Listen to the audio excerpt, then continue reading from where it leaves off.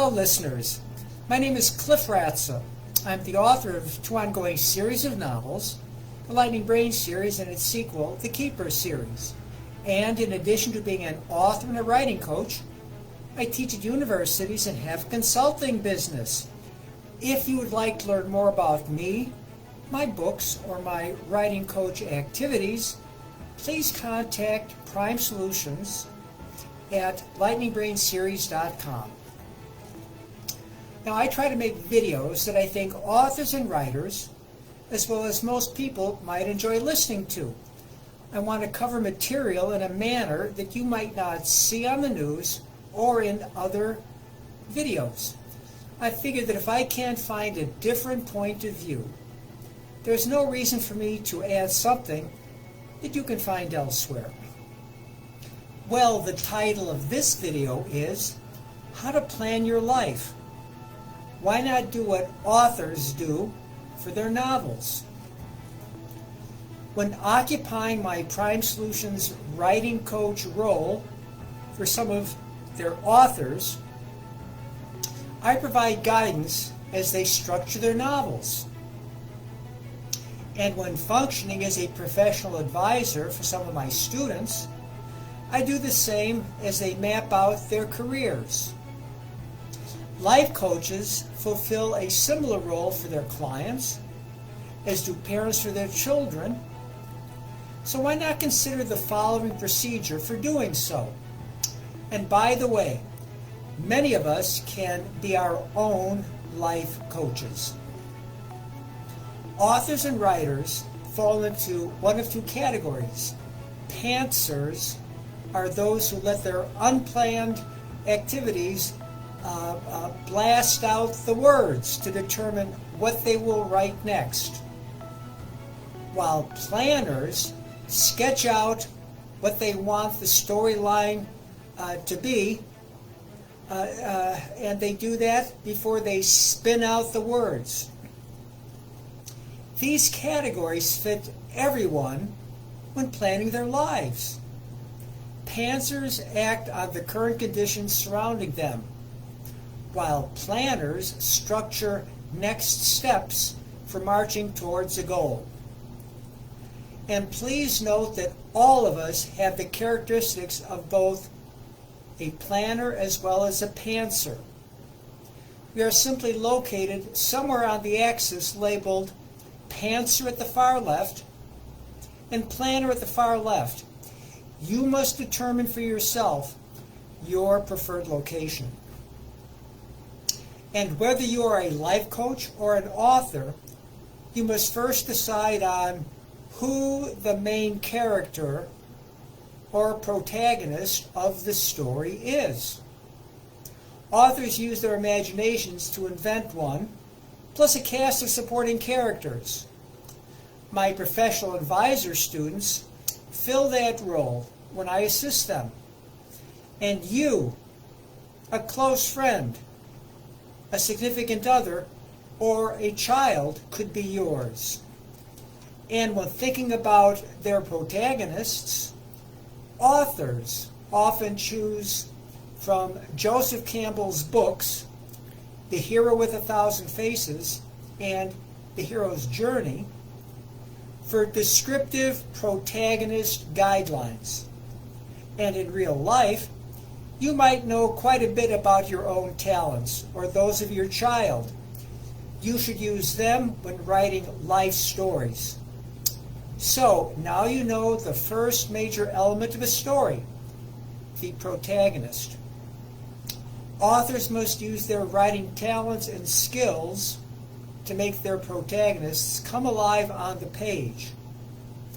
But for life coaches or parents, their protagonists and children are already living. Next, please turn to the overall storyline and pick a starting point for your story.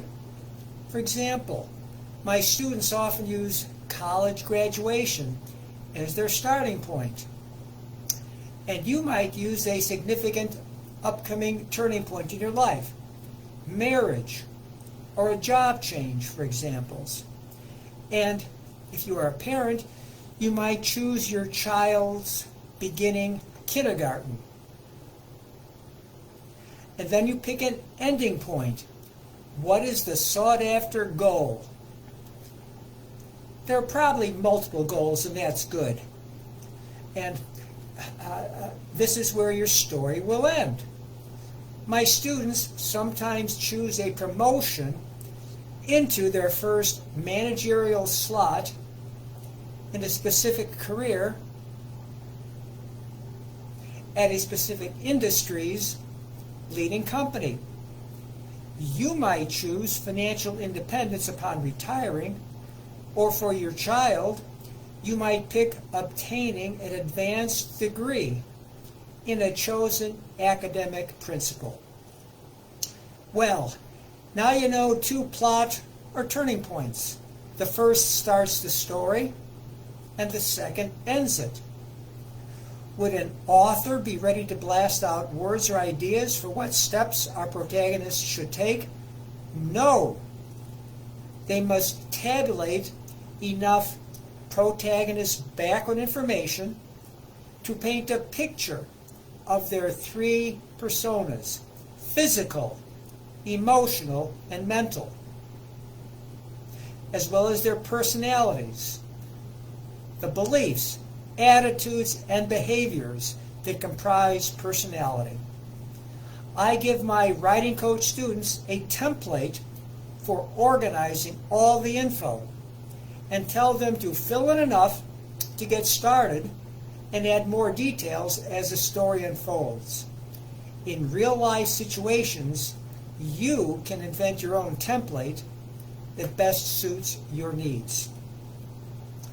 Authors should consider this background information as the backstory supporting the protagonist, just like in real life, supporting my students or yourself or children or significant other. Authors need it in order to build answers to these questions. Why should readers like your characters? That is, sympathize with them, and be interested enough, that is, to read the book, all the way to a believable or achievable story ending. And please note, for fiction, believable means the ending satisfies reader expectations. Readers often choose genres such as natural fiction for the emotional joyride that comes with suspending disbelief. We're almost ready to begin blasting out words, but we must do a couple of other things before we do. Our next step is world building. Describe the world our protagonist inhabits when the story begins. Authors have carte blanche and must use their imaginations to build an exciting world. In real life, you already know what the immediate world is like, but in either case, try to distill it into descriptions of these components: environmental, health, social, technological, political, and economic. Doing so will help you paint a picture of what the current world, either real or fictional, is like. And here is the penultimate step before authors start their cascade of words, or you start telling someone what they should do. You must outline a plot for your story. Plot is the third major component of a story.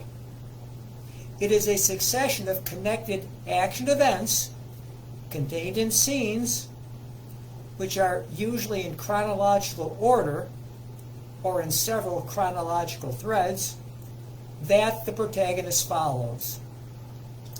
Authors often use the 3-act W pattern plot structure that looks like this.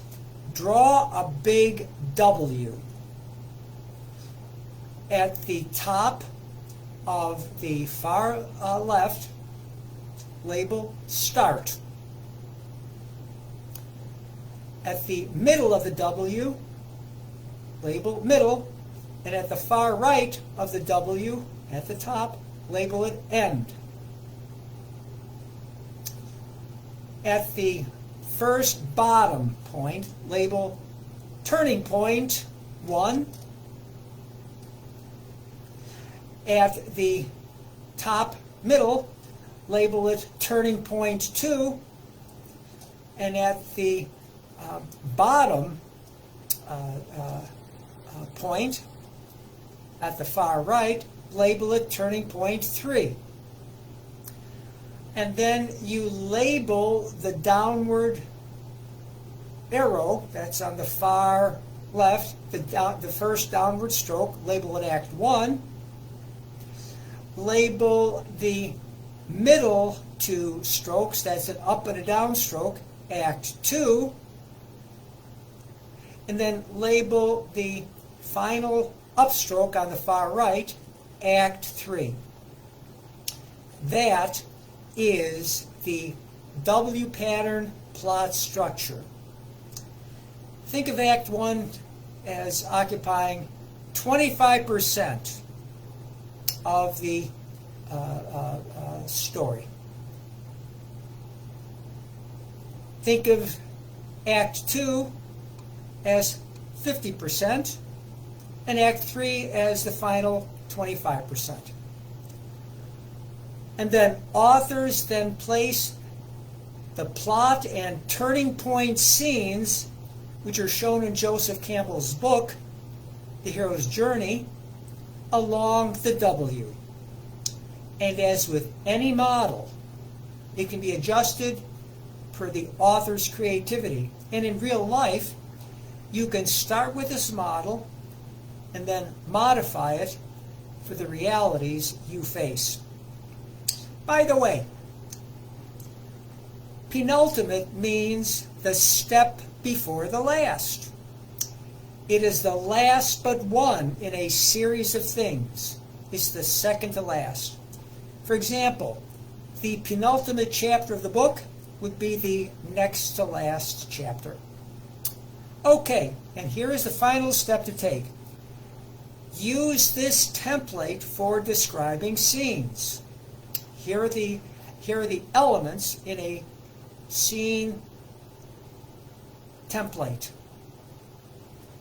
Scene setting. Characters in the scene. The goal. Obstacles and adversaries. Conflict. Action steps. Those are the steps of what happens and the consequences and the changes that take place. Outcome. These are the consequences and why they matter and what the protagonist realizes. And then next steps to the next scene.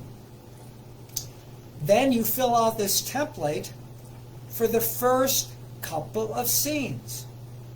And to do so, whether you are an author writing a novel or a life coach helping yourself or someone else, that's what you do. How many scenes do you fill out? That is up to you. You might notice that this scene template is a wonderful template for designing your entire novel. But your book also has an overarching theme, sometimes referred to as the premise or point of the book, and that's a statement of what comprehensive issue the book covers. Here's an example from my novel, The Girl with the Lightning Brain. The novel's theme reveals that no matter how extraordinary the person, anyone can be a victim in a primitive world that can't handle the truth and must deal with the complexities of being merely human, best handled with an optimistic and pragmatic philosophy. I think you get the idea. The theme is what your novel is all about, and each book takes its theme and illustrates it via the book's thesis, which explores the theme in a specific what-if scenario by filling in the answers to these what if, who, what, why, where, when, and how questions. What if your protagonist is facing these problems for these reasons, in this worldview, and at this particular time? And how will the protagonist deal with it all? Filling in the templates certainly looks like a lot of work, but you've already begun collecting the background information, so begin filling in the templates, and as you actually start writing, you can go back and revise them as you start writing the chapters. And now you can begin writing. Let the words pour from the creativity of your writing mindset. And keep your editing mindset away. It will come in during some of the rewriting and editing you'll do. There's a famous saying that all writing is rewriting. Believe it. Okay, so now you are happily churning out pages that flesh out the scenes with storytelling narration, describing background or flashbacks and characters doing things and talking. Ideally, you will march through all the scenes to the very end. And if you do that, congratulations, you have just completed your first draft.